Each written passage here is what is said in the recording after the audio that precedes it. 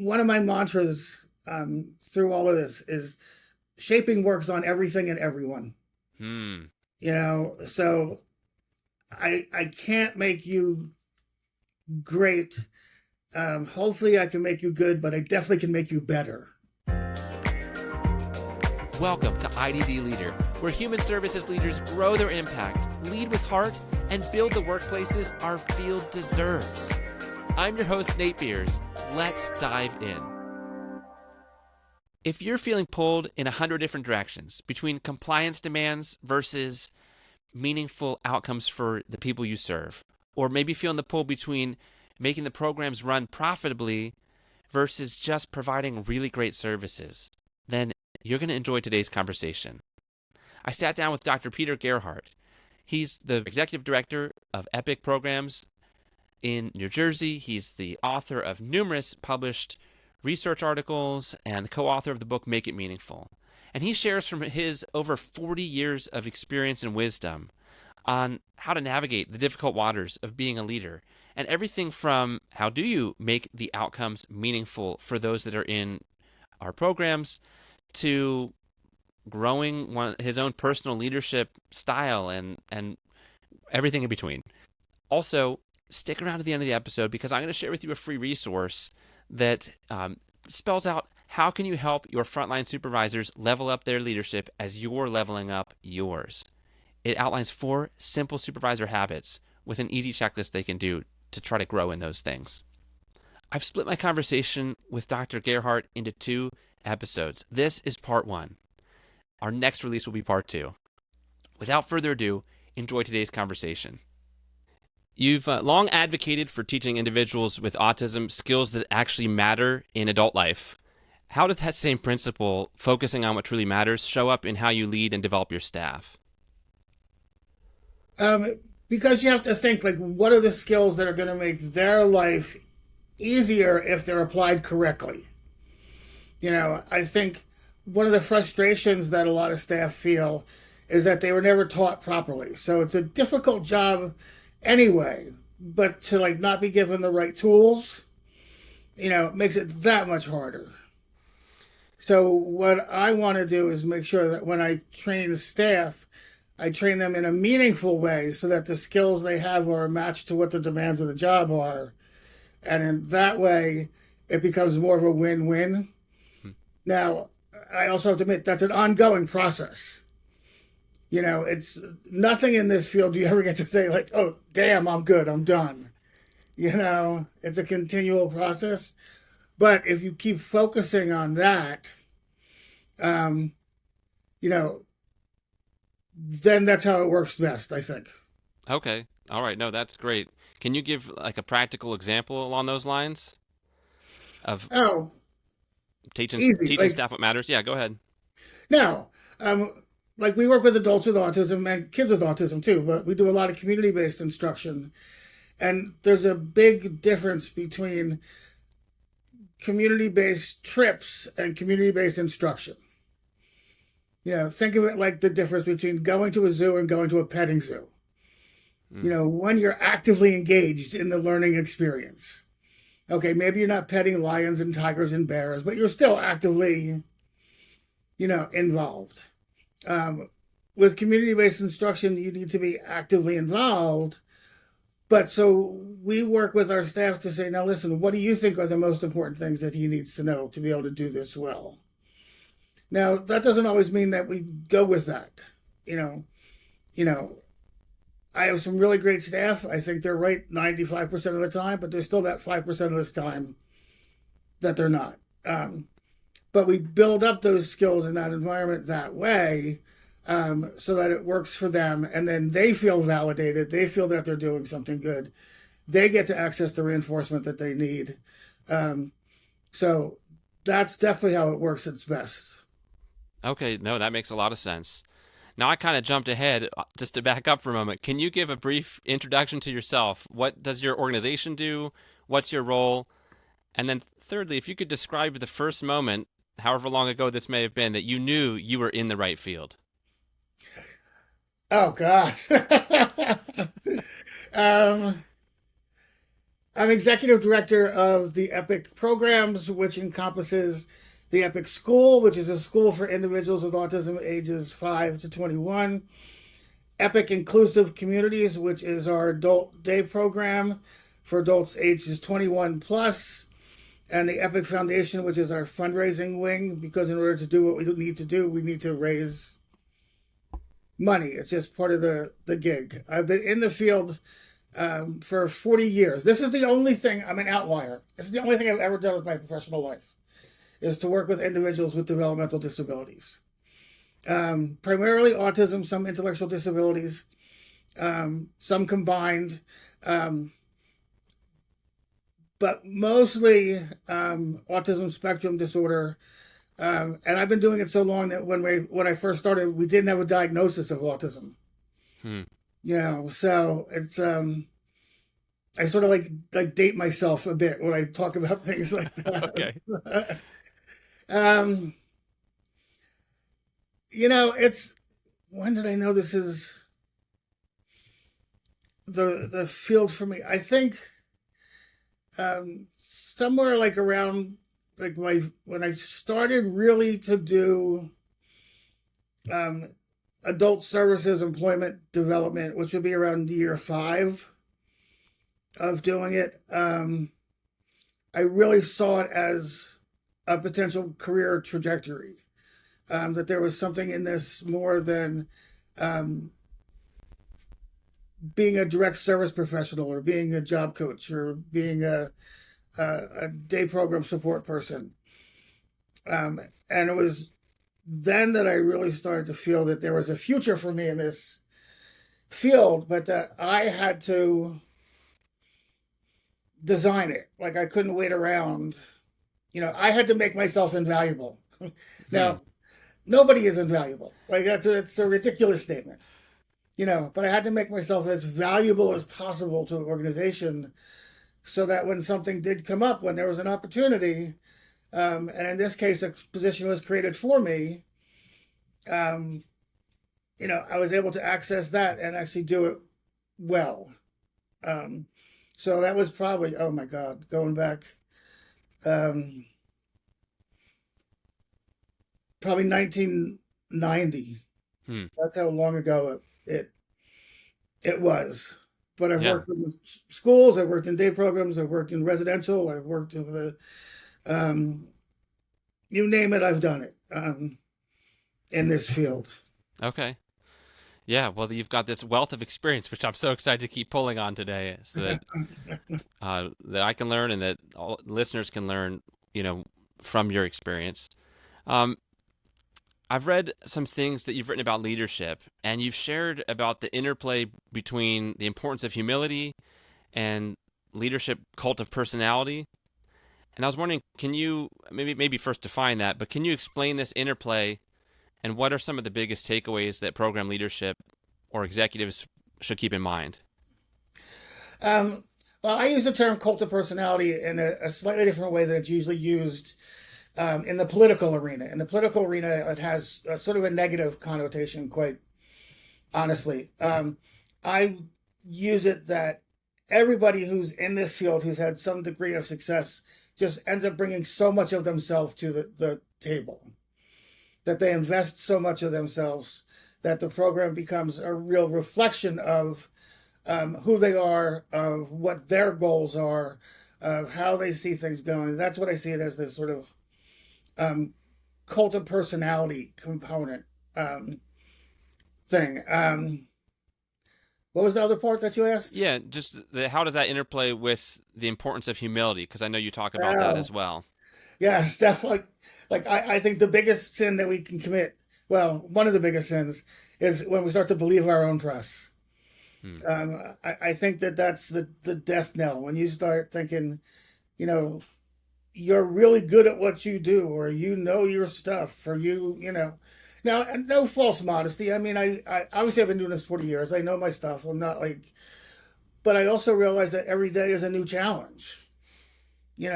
That I don't have some secret formula that everybody can do and everything is going to be hunky dory.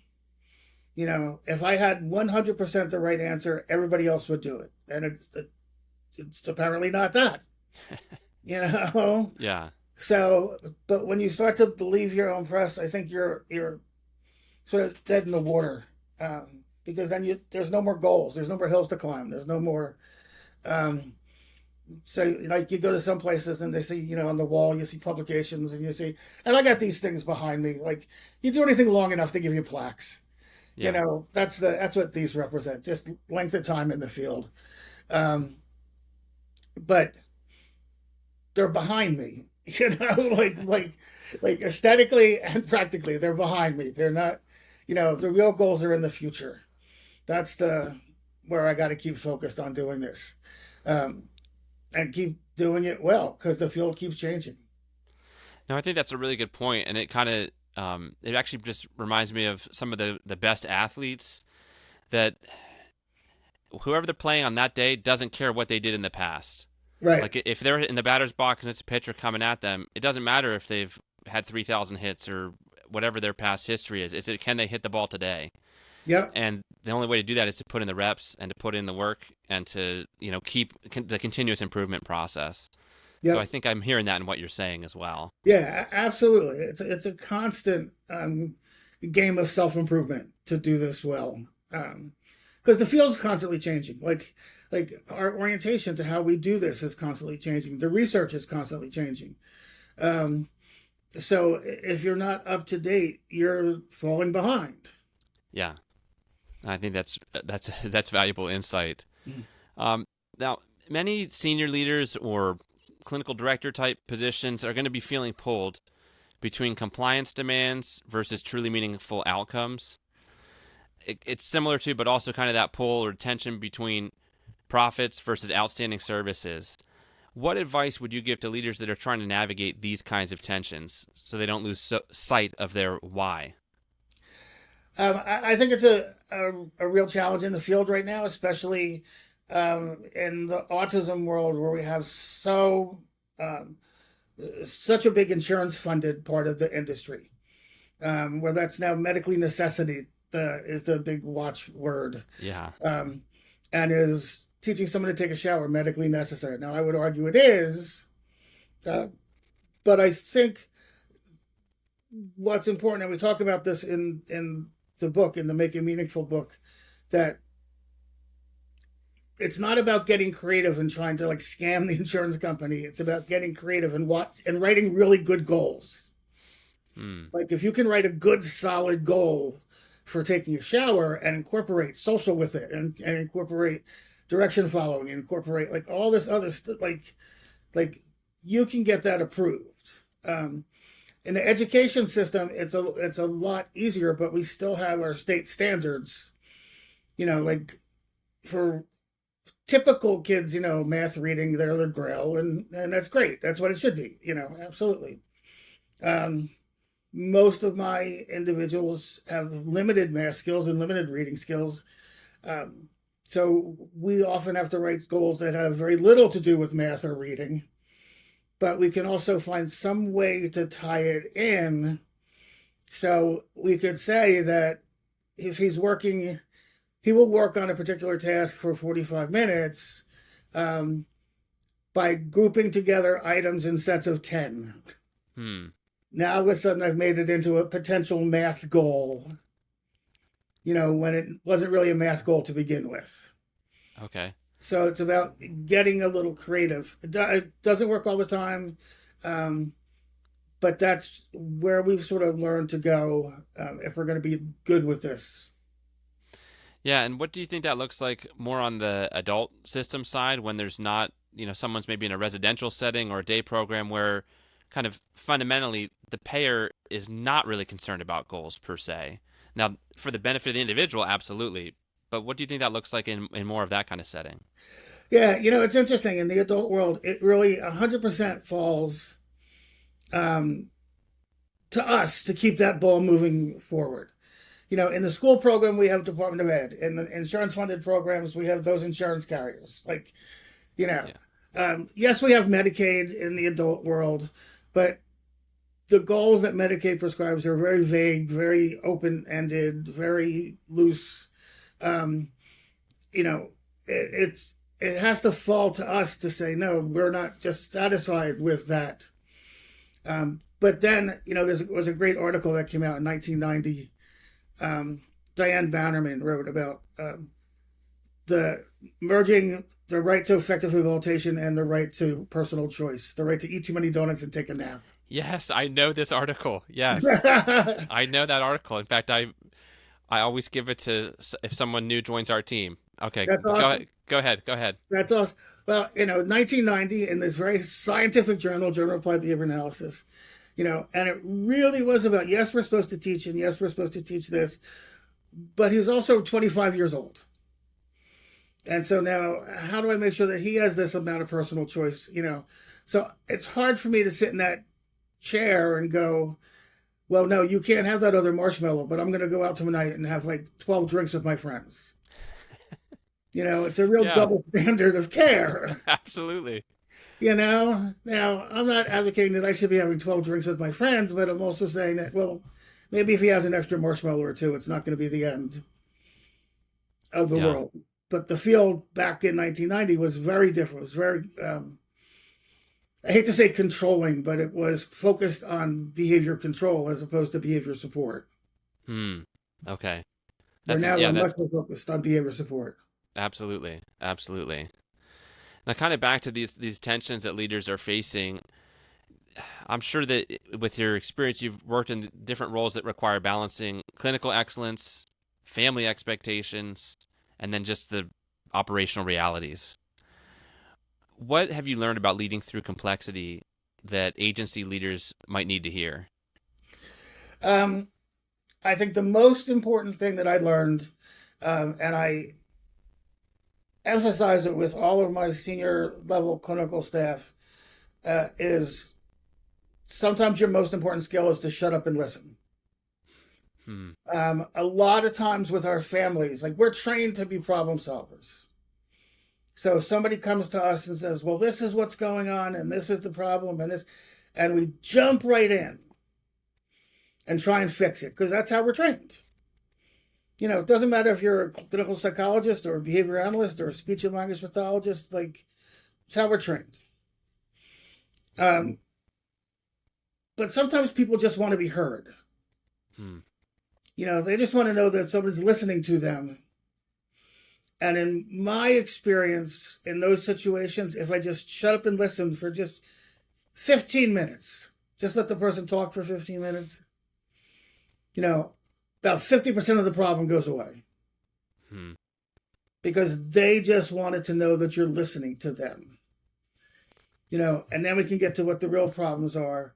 But that's a really hard skill to develop because we feel like we should be doing something. We're supposed to be like responding. We're supposed to be like reacting, and we're supposed to be, you know. But especially in those complex situations, I think that it's so important.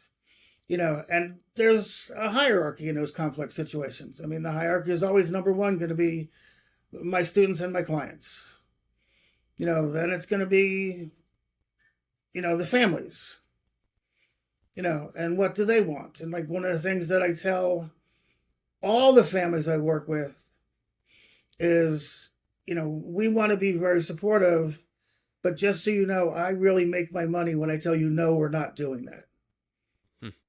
Just because you think it's a good idea, my job is to tell you when it's not a good idea. And you want somebody who has enough experience and enough knowledge and enough background to be able to say, that is not a good idea, and I'm going to tell you why. Now, maybe we can come back to this next year and it'll be a good idea then, but right now it's not a good idea. It's not just this arbitrary, no, we're not doing that. That's not what we do. I don't ever want to be in a position to say that. I want to be in a position where the families I'm with trust me that I'm making a decision that's in their best interest, even if it's not in their best interest right now. Yeah, that's really interesting because a moment ago you're talking about the importance of listening, and I still hear that in what you're saying. But then at the same time, the importance of telling people no, or being able to be Right, clear on what what we do and what we don't do, or what we can offer and what we right, don't offer. Yeah, that's right. kind of fascinating. How do you go about trying to train that for, say, someone either comes in that's new, or someone promotes up and they become now a program manager or assistant director or something? Presumably to promote, they already showed probably some of this, Right. but let's say you're seeing a situation where it's not quite happening. The listening seems like it's not happening the way it should. It is Yeah. difficult to train. I agree with you on that. How would you go about that? Trying to get someone, assuming they're not awful at it. They probably wouldn't be in that role if they were awful at Right. it. If they wouldn't be off. Right. Um, One of my mantras through all of this is shaping works on everything and everyone. Hmm. So I can't make you great. Hopefully I can make you good, but I definitely can make you better. Wow, those are two really good quotes. Okay, I like that a lot. Can you say that again?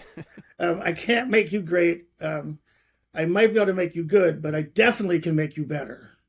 That's deep. Okay, keep going, keep going. And so when I have that person who has a skill set that it's like 60% of what I want, like my initial goal is let's get to 70% of what I want. Like I'm not going to try and say, well, we want you to be at 100%, because that's just not going to happen. That's like impossible.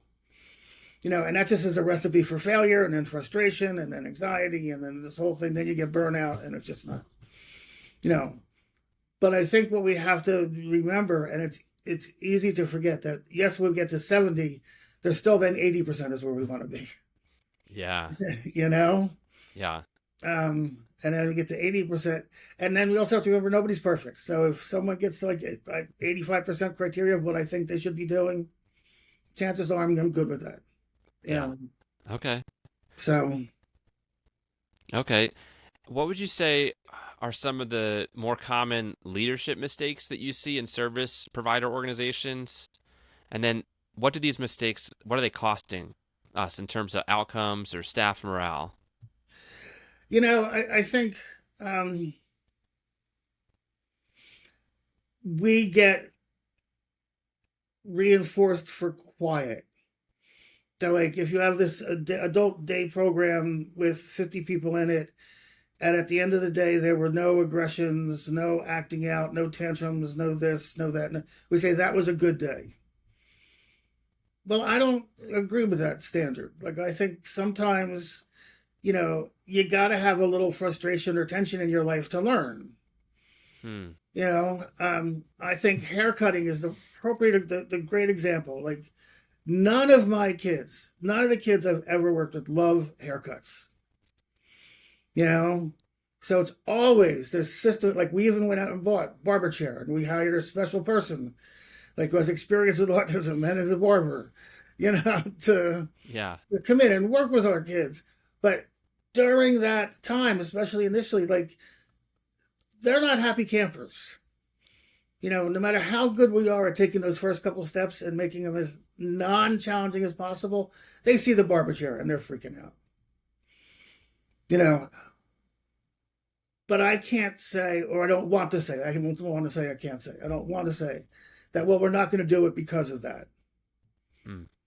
I want to say that we can get through this in as least an aversive way as possible, so that he can actually get a haircut. And I get it. He may not care about a haircut at all, but mom does and dad does, and the adult world when he goes to get a job might. And, there's all kinds of things that I just want to, it's easy to opt for quiet. And I think that's a big mistake that we make sometimes in the field, that quiet is the goal when it's not necessarily the goal.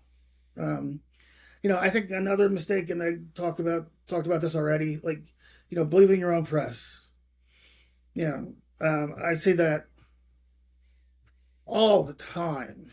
Um, and you know what? We all should be proud of what we do, but that's yesterday's news. You had mentioned something, and what I was thinking while you were saying it was like I have friends in the music industry who they say you're only as good as your last album. Um, it Yeah. doesn't matter. If you can't have another hit record, like, sorry. Like, or if you don't have like the stage presence to bring them in, like Oasis or Springsteen or whoever, like, you know, you're only as good as your last one. Um, and we forget that. It's the same as the baseball analogy you were talking about, you know? Yeah. Yeah. So what would you say to a program director who believes in meaningful adult outcomes? They're dialed in, or they're trying to be dialed in on what you're saying, where they recognize that when there's learning and growth, it's not going to always be a quiet day, but they feel that their current staff, or maybe the whole system itself, is sort of stuck in its old ways of teaching and thinking. What would you say to that person? I think you hit it on the nail, or you hit the nail on the head. Like they're stuck in old ways of thinking is the first problem. Um, you know, it's often like if you go onto like um, Google Images and you type in, and doing the same thing over and over again, and expecting different results is the definition of insanity. You find it's like Albert Einstein, but I don't believe that, and not for a second do I believe that it was his quote. I don't know why, but I just don't. But that's what we've done in the field. Like we have a system that's been doing the same thing over and over again, probably for the past 100 years, on a higher level for the past maybe 40 years. But we now have to keep like my whole thing. We got to keep looking at what is the next freaking step here. Um, and not just relying on what we used to do, because what we used to do may have been good for 1980, but it's not good for 2025.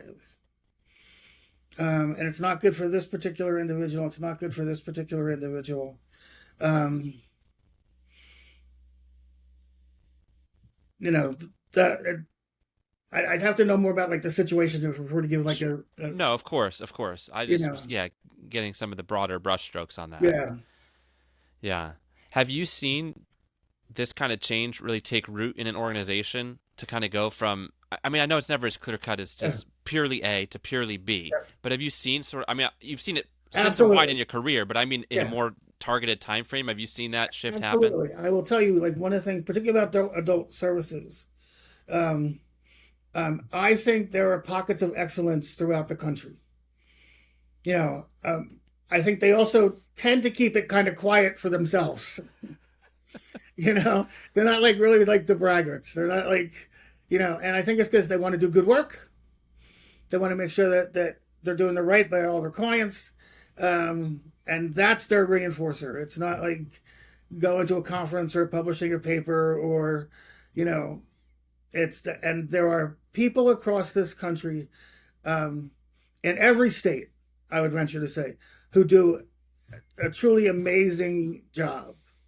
Some are really small little programs, some are bigger programs of over 200 people. Um, but it's all driven by that cult of personality, by that leader, Hmm. who brought it to that point. Like, otherwise, it would never happen. It's truly, I, you know, I would love to get like a $2 million grant and just study like where these places are. Like I don't want to out them, so like people start flocking to them. But there's lessons to be learned from these places. Absolutely. Absolutely. I think you're right that compared to some other fields and industries, like the good ones, they're not in it for the glory. Because if they were, Right, that wouldn't be. This isn't music, the music industry, right? That's kind of right, right. almost like par for the course. If you're going to be good, you kind of have to be full of yourself, or at least Yeah, exactly. have Yeah, this commanding stage presence, whatever version of that it is. right. But yeah, so a lot of times I think you're right that these aren't necessarily, their stories don't always get out there, and then Now, but the downside with that is if someone's trying to make a shift, they might not know whose footsteps they can follow in, because right. they deep down they know something needs to be different, and they might have some clarity on kind of what that is, but they're looking for, well, who's done it, who's gone before me, Yeah, um, and that can be, I think, a challenge to figure that out. yeah.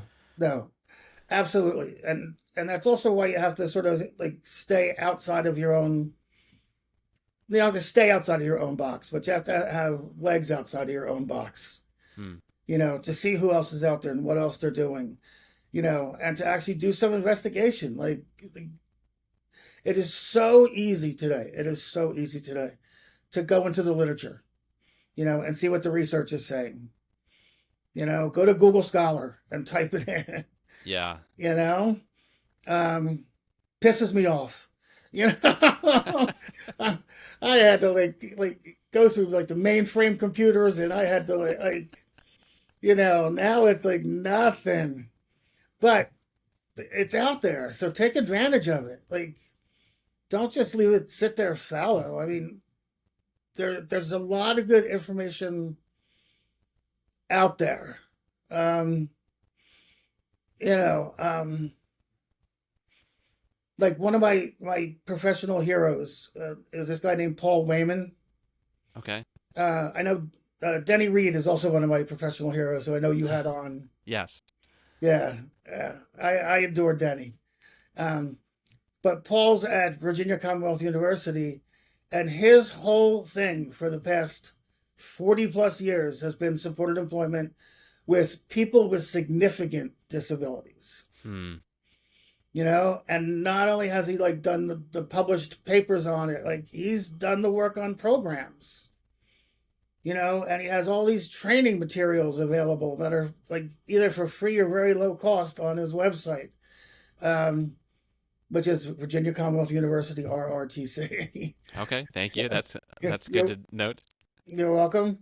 Um, so there are people out there who have parts of this puzzle.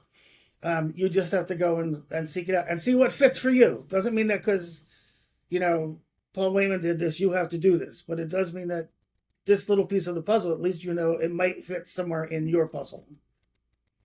So, and I think that's how it's gotta work. So, um, yeah, there are some really good people out there doing this stuff. Absolutely. Absolutely. And hopefully I'll try to keep bringing them on this show. Yeah, right. Wow. That was loaded with incredible amount of insights. I'm still really thinking about what he shared when he was talking about shaping the behavior of those who work for you and how you can't make them great at something, but you can make them better. And that actually leads me to a next step action item I'd like to leave you with. This could be something that you could do personally, but also take to your whole organization. Anyone that's a manager of people, so they've got someone that reports to them. For each person that they're overseeing, they probably already have KPIs and formal evaluation process. All that's fine and good. But right now, could they write down on a simple sheet of paper the list of each person that works for them and one area that they're trying to help shape their behavior or help them grow and improve on? Having that top of mind is so powerful. I encourage you to do that exercise with yourself or with your team because it helps us stay focused when there are so many competing demands for our time and attention on it. How can I help make this person just get a little bit better at their job? And in the process, they'll feel so supported, or at least the right people will feel supported when you're going out of your way to try to help them level up their leadership. Speaking of leveling up leadership, I promised a resource. It's really like a playbook for how you can help your supervisors engage in 4 simple habits that will help retain their staff and really make people glad to work for them. It's at iddleader.com/supervisor. If you go there, you can download it for free. Also, I've put the follow-up information for Dr. Gerhardt in the show notes. So if you want to look at his works or find a way to get in touch with him, check it out there. One last question, and that is, if you enjoyed today's episode, would you consider sharing it? Just, copy and paste it to a text to someone that you know would benefit from hearing from the wisdom that Dr. Gerhardt shared today. Anyhow, until next time, difference maker, here's to you. Keep up the amazing work.